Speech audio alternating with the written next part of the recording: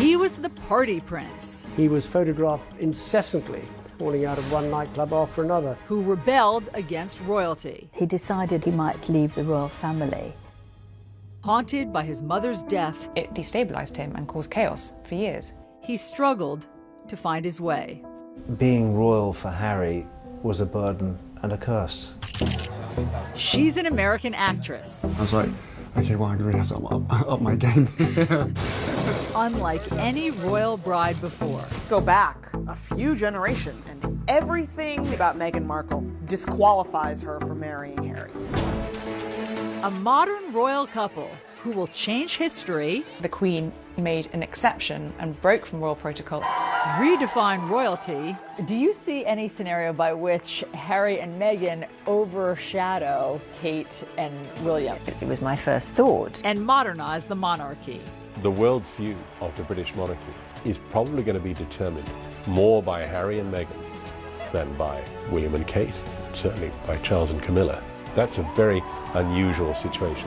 Tonight, a CNN special report, a royal match, Harry and Meghan. I'd never even heard about her until this friend said Meghan Markle. I was like, right, okay, give me a bit of background. It is July 2016 in London when Britain's most eligible bachelor, Prince Harry, is set up on a blind date. It was definitely a setup. It was a blind date. I was beautifully surprised when I walked into that room and saw her, and there she was sitting there. I was like, okay, well, I'm going to really have to up my game. Harry ups his game, and they begin a whirlwind romance. Just weeks later, they're vacationing together in Botswana, Africa. We camped out with each other under the stars. She came and joined me for 5 days out there, which was absolutely fantastic. In the months that follow, they date long distance, meeting up in London and Toronto, where Meghan, an actress, is filming her TV show Suits. Wow, you're pretty. Good. You've hit on me. We can get it out of the way that I'm not interested. No. The whole time keeping their relationship a secret. I mean, when they first met, nobody knew about it. I mean, they are such a charismatic couple. They are Penny Junor wrote a biography about Harry. They kept this relationship quiet. Which is itself impressive. It is impressive. I mean, the great fear about Harry finding a wife was always going to be the intrusion of the press, because that is what had killed 2 previous long-term relationships. Relationships with actress Cressida Bonas and his first love, Chelsea Davy. Chelsea had experienced the most horrible treatment. Photographers would be waiting for her. They would call out names, slag, bitch, whore, trying to get a reaction from her. And I guess that she looked at all of this and thought, do I want this for my life? And I interviewed Harry just before he met Meghan, the month before, and we talked about, his private life at the time. Harry tells Roya Nika, the royal correspondent for Britain's Sunday Times, about a, quote, massive paranoia he feels in finding a girlfriend. I think Harry's great fear was that unless he had enough time to get to know someone, if that relationship prematurely became public, they would be absolutely swamped with media interest, and that would change the dynamic of his relationship. And what happened to his mother is never far from his mind. Harry and his brother still feel that the paparazzi and press intrusion were certainly partly responsible for his mother's death, and thought, why would anyone want to put up with this for me? Harry wants to keep his relationship with Meghan private as long as he can. But just 4 months after that first date, the news is out, and the paparazzi pounce once again. I mean, there was a photographer who got inside Meghan's house in Toronto. The paparazzi were camping on her mother's front lawn and following, and harassing all members of her family, anybody really who knew her. Despite starring in a TV show, Meghan is relatively unknown. Now the British press wants to know who she is and if she's fit for the royal family. She was a woman who had been married. People were fascinated by the fact that she was divorced. People were fascinated by her background, her acting, a career woman. How would that work, being with someone in the royal family? That's not what we've seen before. They also have not seen someone biracial dating a member of the royal family. And some of the conversation is blatantly racist. There was one newspaper headline saying, "Straight out of Compton," suggesting that she was from a gang-ridden neighborhood. Afua Hirsch is a journalist and recently wrote a book about race, identity, and belonging in Britain. And would Harry be dropping around for tea in gangland, which was very clearly racially loaded. A whole nother issue exploded, which was the number of rather horrific social media racist comments began to flood in from the darkest, vilest corners of the internet.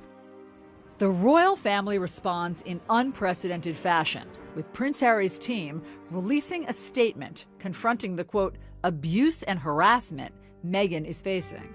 Very unusual for a statement to come out. No one understands this better than Dickie Arbiter. He was press secretary at the palace for 12 years. He made the point, this is not a game. It's not a game, it's people's lives. And he was very angry, and it was a sort of back-off reminder to what they did to his mother. Why is it that you think that Meghan's upbringing, her race, why did that garner so much attention? In the past, members of the royal family, princes, would have married princesses. And when Harry's father, Prince Charles, was looking for a wife, it was also a requirement that a wife should be a virgin and a member of the Church of England. You just go back a few generations in the royal family, and everything that you can say about Meghan Markle disqualifies her from marrying Harry. Kate Coyne is the executive editor of People magazine. This is precisely why you had Edward abdicating his throne so that he could marry an American divorcee. Elizabeth's sister Margaret was in love with a divorced man and was not allowed to marry him. Wasn't Charles and Diana's wedding and marriage a wake-up call in some ways for the monarchy, that you can try to have somebody perfect, but it has to be chemistry and you have to let the person have the freedom to marry who they want? No, well, I think it was a lesson that they've learned. Harry is desperate for history not to repeat itself, and he's anxious to protect Meghan. Harry's statement was the most romantic thing a member of the royal family has ever done. And I think Engagement Watch was on from that moment. It was, let's wait for the ring. The ring comes in November 2017. Prince Harry has announced his wedding engagement to American actress Meghan Markle. And the royal family welcomes Meghan with open arms. The Queen made an exception and broke from royal protocol and invited Meghan to spend Christmas with the royal family and the Queen at Sandringham. That was the first time a royal fiancé has ever done that before actually marrying into the royal family. A powerful sign the monarchy and the Queen are modernizing and changing. The royal family now is trying to at least be much more reflective of society, and the Queen, first and foremost, wants her grandson to be happy. And that happiness is something Harry has been searching for most of his life. When we come back, the moment that changes everything. He didn't really deal with what life without her meant. It destabilized him and caused chaos for years.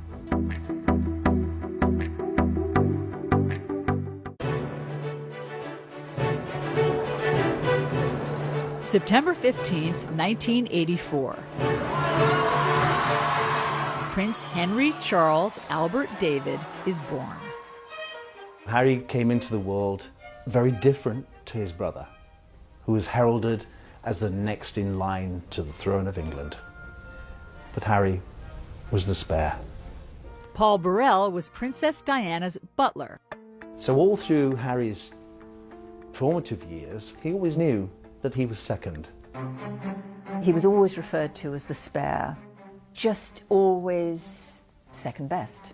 And I think that had a profound effect on Harry.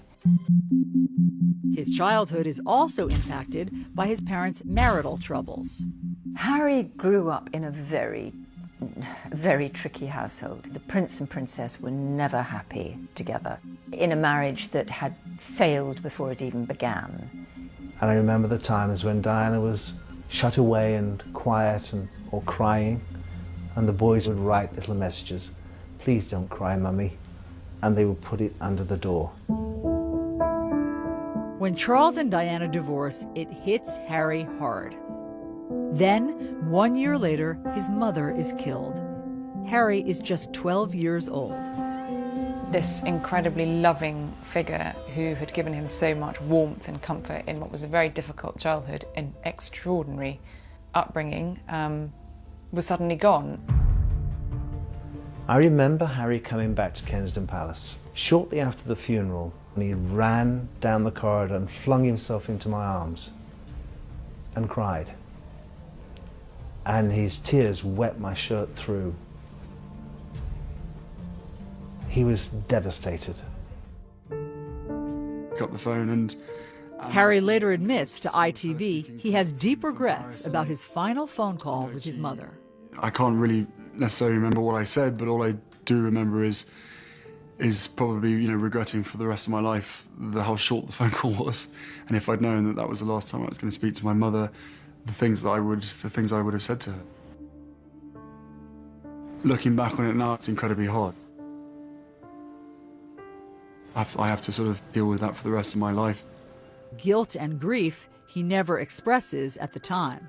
I think it was a classic case of don't let yourself think about your mum and the grief and the hurt that comes with it, because it's never going to bring her back, and it's only going to make you more sad. People deal with grief in different ways, and my way of dealing with it was by just basically shutting it out, locking it out. Prince Harry arrives here at Eton, the prestigious boys' boarding school, the year after his mother's death. And though he moves into the same house as his older brother William, Harry reportedly struggles academically and is miserable. Diana always said that she never wanted Harry to go to Eton because he would be compared to his brother's success. And she thought this would be the undoing of Harry's confidence. Prince Harry said that he decided that he was going to be a bad boy. Journalist Angela Levin interviewed Harry last year at Kensington Palace. So that the reason he didn't do well there was partly his fault. It was deliberate. In 2002, headlines emerge of Harry's drinking and marijuana use. For the first time, Harry is facing the public pressure that comes with his famous family. Did it seem to Brits that it was more than just typical teenage antics? Teenagers do drink too much. They do behave badly, it's all part of the growing up process. But I personally was worried that there was something deeper. There was a touch of self-medication going on. After graduating from Eton, Harry escapes to Africa during his gap year for humanitarian work. It was an escape from this heavy-duty world of royalty, always being watched, always being photographed. He could be very ordinary. He spends 2 months in Lesotho with children in need and others whose parents died from AIDS. He could see that there were holes there in their lives. And I think absolutely he saw in them something that he felt was missing in his life: care, love and attention, the loss of his mother. Harry not only falls in love with the children and the country, he begins a serious romance with a wealthy girl from southern Africa, Chelsea Davy. She's very free-spirited, not someone who felt bound by royal protocol or tradition, and also shared his love of Africa, and the two of them travelled extensively throughout Africa together. Chelsea remains a constant in Harry's life for years to come. She also came into his life at a time when he was missing that female figure to support him, and I think Chelsea did that and understood him, and she could understand that he'd been through a very difficult time and was still going through a very hard time. A very hard time that Harry struggles to overcome. When we come back, Prince Harry got so low that he decided at one point that he might leave the royal family. And then Meghan Markle's struggle with her biracial identity. She has heard the names her mother has been called, and she's well aware that that is happening for one reason only, and it's the color of her mom's skin.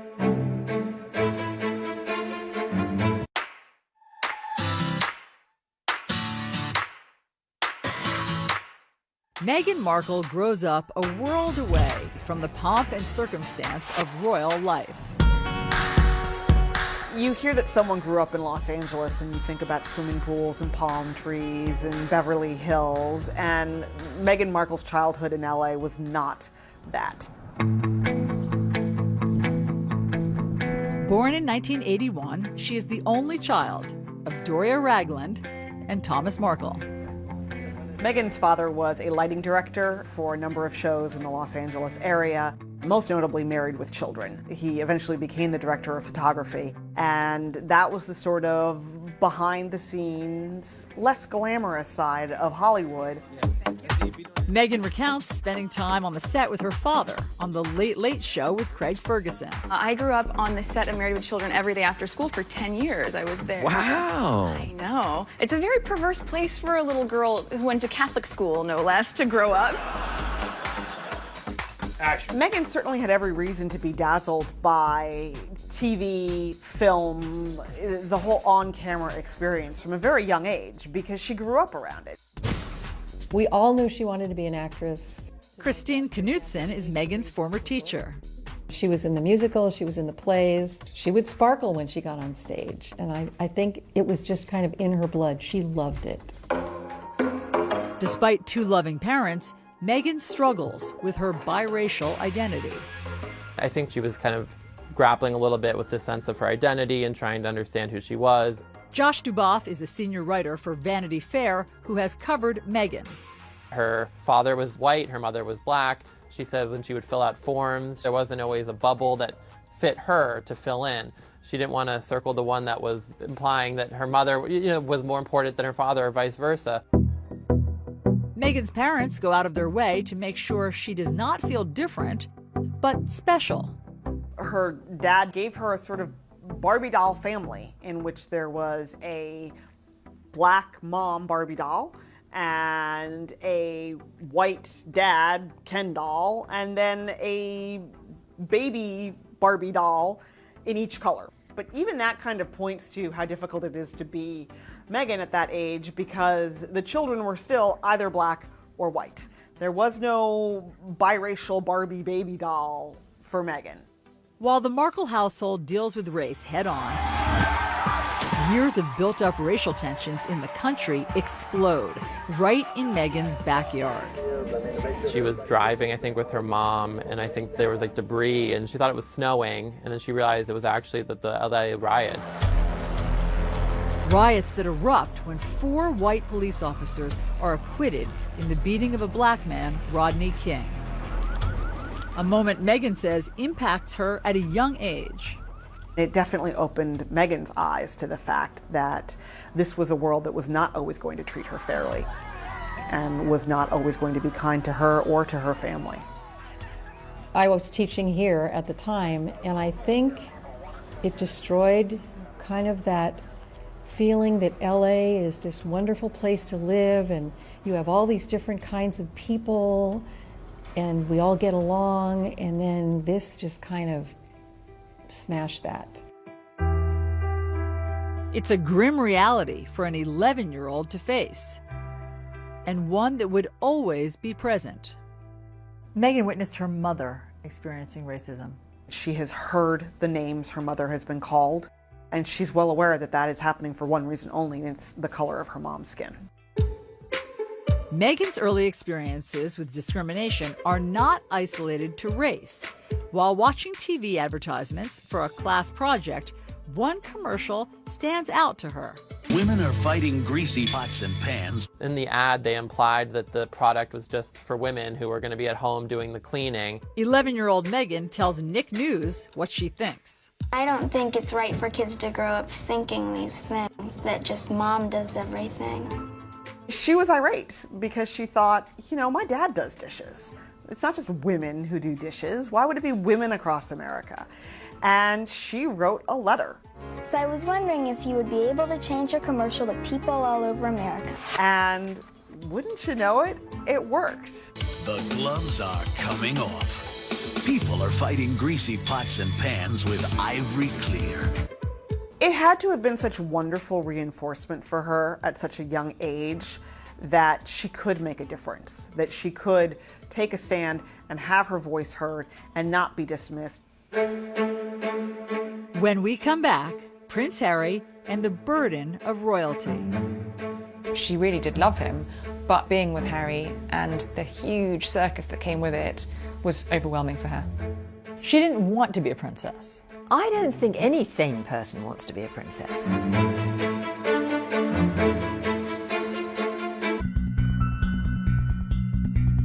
Outrage around the world after Britain's Prince Harry shows up at a costume party dressed as a Nazi, sort of Nazi. And that just seems like a moment of extremely bad judgment. It was a moment of complete and utter thoughtlessness. You know, he was young, he was very troubled, and he was drinking far too much. And he was a bit of a loose cannon. At just 20 years old, Harry is earning a reputation as reckless and self-destructive. He was photographed incessantly after he left school during a sort of gap year, falling out of one nightclub after another. And he has a run-in with the paparazzi that leaves a photographer with a split lip. For many years, it was a real worry about what would happen to Harry because he didn't seem to want to be a royal. He really kicked against it. He wanted to be a normal human being. When Harry arrives at Sandhurst Military Academy in May 2005, the pressure is on to turn over a new leaf. He'd not had that discipline for so many years.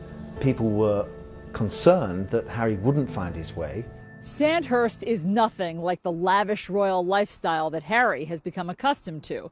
And throughout the 44-week grueling training course, he's treated like every other soldier. It could be said it kind of knocks a bit out of you. General Lord Richard Dannatt was chief of the British Army. In the early days, the first 5 or 6 weeks, when the training is really tough, it encourages people to rely on each other, to help each other.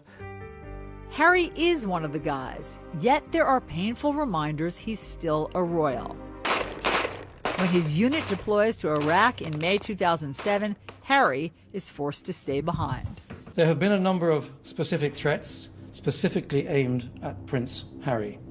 And it's for that reason that I've decided that the risk to Prince Harry is too great. I think when he was told he couldn't go, it was a really low point for him. I didn't sort of join the army thinking that I was never going to go on operations. It was very hard, and I did think, well, clearly one of the main reasons that I'm not allowed to be going is because of the fact of who I am.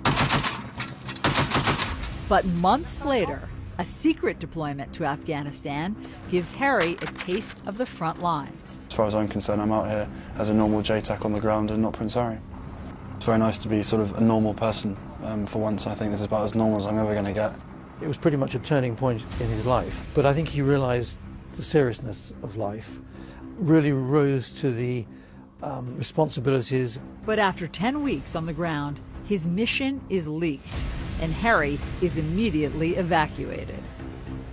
It wouldn't have taken Taliban or others long to have searched around and perhaps found where he was. So there was a risk to him, but I think also if there was an increased risk to him, there was an increased risk to the other soldiers who were around him, and the only sensible and safe thing to do was to bring him back. He was very angry. To use the words of his private secretary, he was boiling mad, and he sort of headed for the gutter. What did that look like? He started drinking very heavily. He was fed up with who he was. Who he was is also causing tension in his relationship with his longtime girlfriend, Chelsea Davy. She really wasn't that fussed at all by the trappings that came with Prince Harry. In April of 2011, Harry brings Chelsea here to Westminster Abbey for the wedding of his brother, Prince William, and Kate Middleton.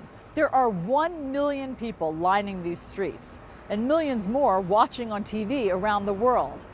It's an intense spotlight that Chelsea struggles to cope with.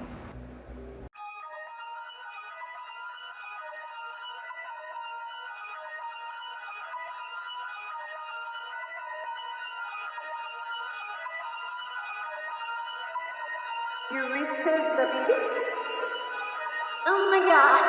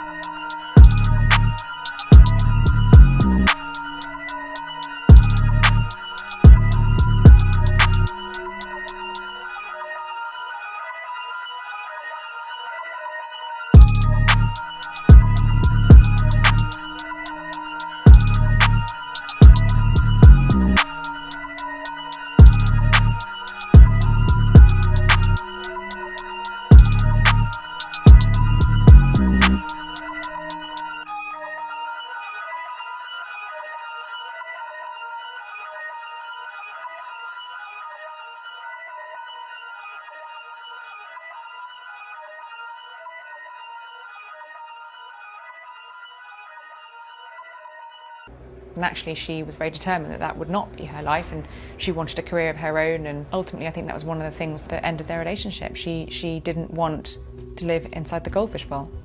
Harry does not either, and he is determined to return to the battlefield. When he came to see me, he sort of sat rather slumped in a chair and said, "The trouble is, I can't be like a normal young man." But that time in Afghanistan had given him 10 weeks to be a normal young man, and he desperately wanted to replicate that again. And he accepted, and his private secretary accepted, that probably the only way he could go back was within the anonymity of being inside a helicopter, and he'd therefore need to learn to fly a helicopter. After 2 years of training, Harry not only becomes an Apache pilot, he is the top gun on his weapons course. He got it on his own. It wasn't because he was a prince. He actually had to fight really hard for it. He was one of the very top Apache attack helicopter pilots. Harry returns to Afghanistan in September 2012. He did exceptionally well. Brigadier Neil Sexton was Harry's commander on the ground. You go out there with the anticipation of having to use the Apache's weapon systems and to bring them to bear without any collateral damage, and also to conduct yourself in a way that's safe in the most demanding of environments. I actually believe that his success on those Apache aircraft was the making of Harry. I think Harry, who had spent all his life being second best to his brother, being the spare, suddenly found something that he could do, and could do better than anybody else. And that gave him confidence that he had never ever had before. And it changed him, I think. When Harry leaves the army after 10 years of service, his future is uncertain. I don't think there are any career options for a royal prince. It's easy for William. He's heading towards the throne. I think being royal for Harry was a burden and a curse because he was only the spare. What was his job? What was his way forward? As Harry finds his way, another romance is on the rocks. This time with his girlfriend of 2 years, Cressida Bonus. She really did love him, but I think the situation of being with Harry and the huge circus that came with it was overwhelming for her. I think Cressida took one look at what life with Harry would have involved and just turned her back on it. You know, she didn't want to be a princess. I don't think any sane person wants to be a princess. Who would want to be a royal princess? It's a burden. When we come back, Harry opens up about his royal role. He's living this life that he's been born into. It's not his choice. He decided he might leave the royal family. And then Meghan Markle's big break. She got lucky. She undoubtedly handed in a great audition, a great screen test, and she hit the jackpot. After graduating from Northwestern University, Meghan Markle moves home to Los Angeles. She's eager to chase her acting dreams, but the industry is tough. That is an industry that is built on judging you and tearing you down and rejecting you and making you second guess your weight and your skin and your hair and your talent and your poise. It's brutal. It's brutal. Harvey Young was Meghan's acting professor in college. When you leave college, it's a pretty bleak world of just laying bare your soul as part of audition before a casting agent, and then more often than not being told no. For Meghan, her identity struggle is magnified in Hollywood. What has she said about how her race impacted her getting jobs? Casting agents weren't always sure what to make of her. Is she going out for a Latina role? Is she somehow maybe Italian or even Middle Eastern? Or is she African American? Is she Caucasian? She undoubtedly felt like at times casting agents just threw up their hands and went, oh, never mind. Passed over for big roles, Meghan does get some small parts. Thank you. So what's going on here? What do you mean? What I mean is like you're way too cute to be just a FedEx girl. Maybe she'd have one scene or be there for one moment. I think she was on a bunch of TV shows, Fringe, Beverly Hills 90210. She was famously a deal or no deal girl. She had her little moment opening one of the briefcases. She has said that her 20s were brutal. Meghan struggled a lot. To become a successful actress, to be able to make a living, that's like winning a lottery ticket.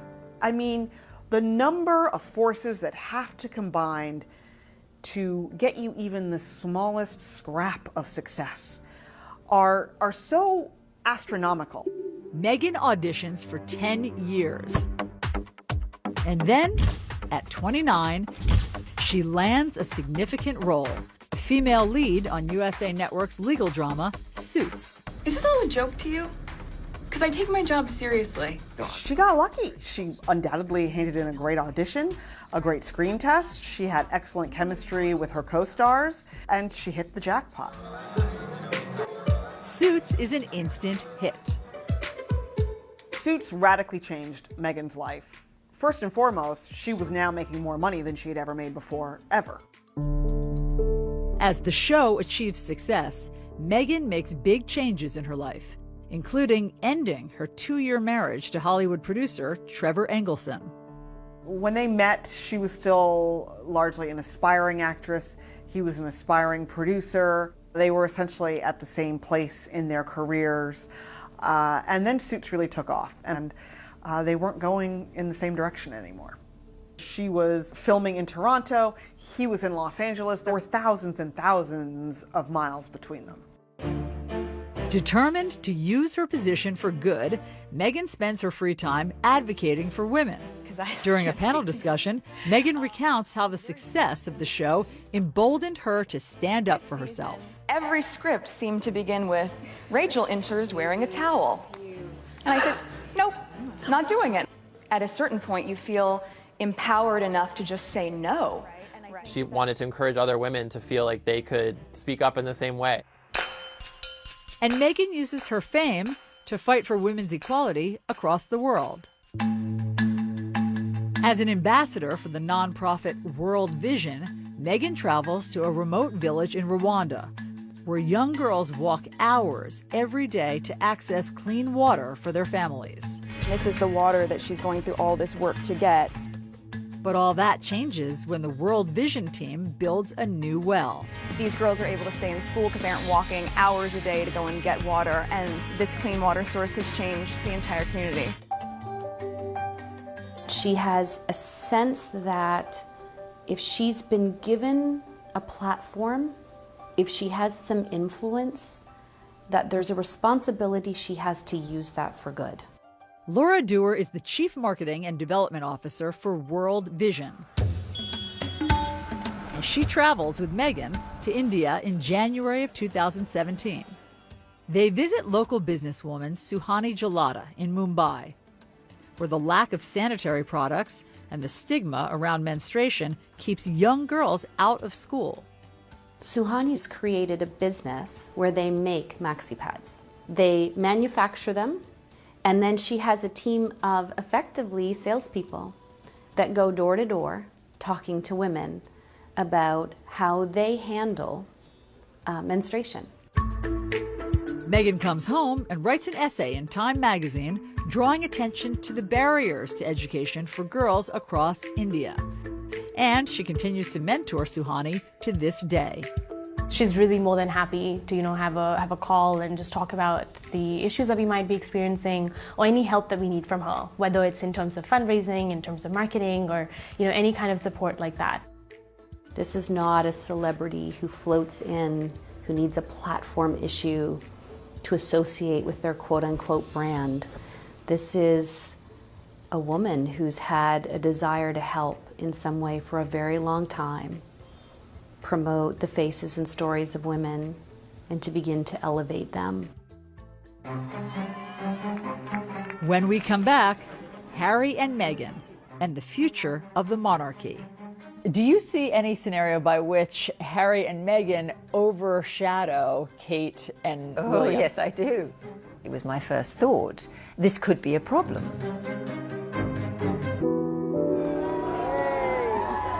Summer 2017. It's been 20 years since Princess Diana's death, and Prince Harry is speaking about it for the first time in a documentary for the BBC.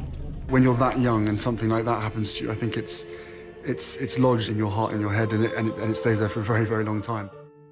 For nearly 2 decades, Harry says he held back his grief. He didn't really deal with what life without her meant, I think, for a very long time. And then when he did finally confront it, it destabilized him and caused chaos for years. I spent a long time in my life with my head buried in the sand, thinking, I don't want to be Prince Harry, I don't want this responsibility, I don't want this role. Look what's happened to my mother, why does this have to happen to me? Harry even considered a drastic move. Prince Harry got so low that he decided at one point that he might leave the royal family. He's living this life that he's been born into, it's not his choice. And I think he felt at times very cross about that. Did Diana's death affect Harry differently than William? Harry was that much younger, and interestingly enough, last year he admitted for the first time to mental health issues. And you can't help but having a mental health issue in terms of having lost a parent, not being able to grieve in the same way as you or I might be able to do. He wasn't able to do that, so he'd bottled it all up inside him.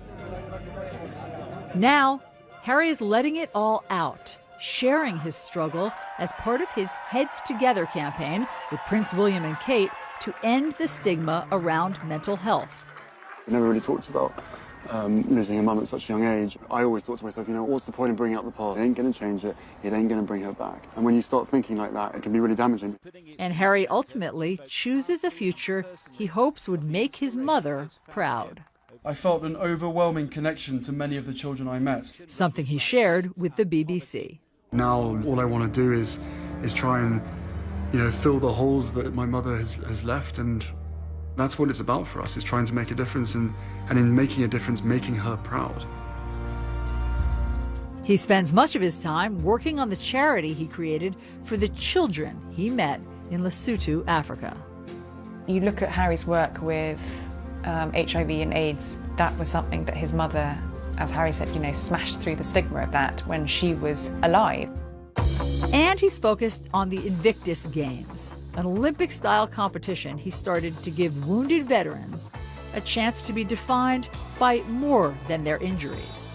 It's life-changing. It really is life-changing for them. I think he has used his own experience of loss and sadness and bereavement to help these soldiers. And the bereavement doesn't just mean losing someone, it means losing yourself, I think, too. He's embraced who he is. It took him a long time to get there, but he now fully understands that being Prince Harry, he can make people's lives better by putting his name to things. He's making a difference.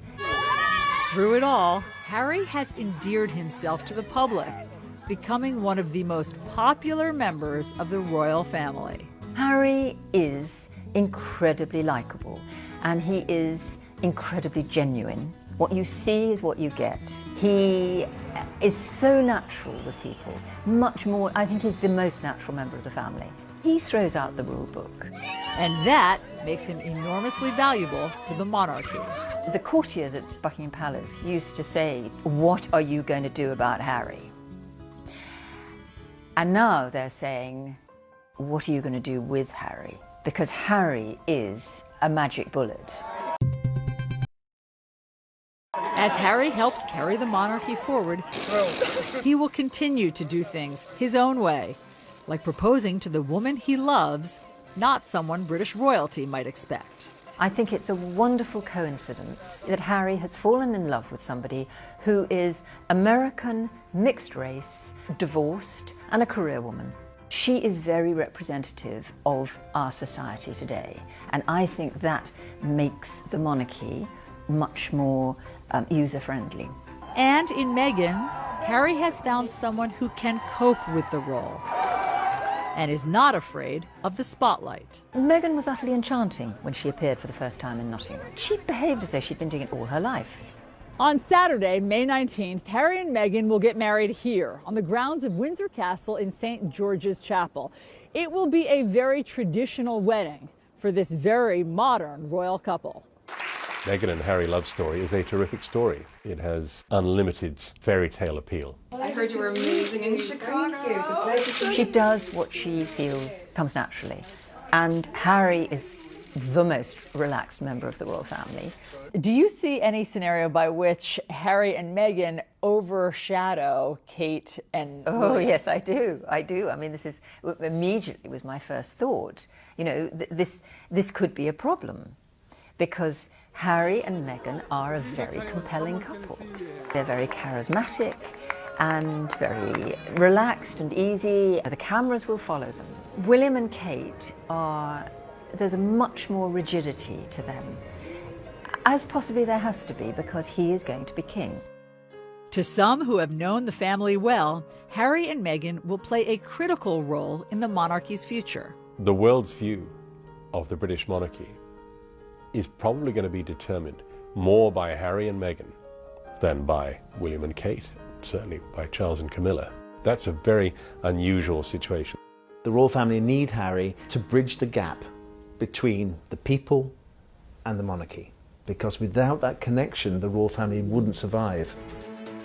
As he has his whole life, Prince Harry will likely continue to be a star in the royal show. With his irresistible appeal, down-to-earth charm, and, like his mother, a natural ability to connect. With Meghan by his side, this modern royal couple are on course to redefine Britain's most famous family and change the monarchy forever.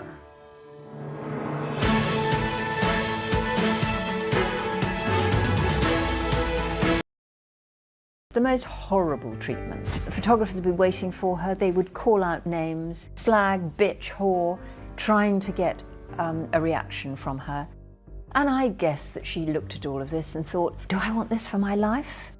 And I interviewed Harry just before he met Meghan, the month before, and we talked about, you know, his private life at the time. Harry tells Roya Nika, the royal correspondent for Britain's Sunday Times, about a, quote, massive paranoia he feels in finding a girlfriend. I think Harry's great fear was that unless he had enough time to get to know someone, if that relationship prematurely became public, they would be absolutely swamped with media interest, and that would change the dynamic of his relationship.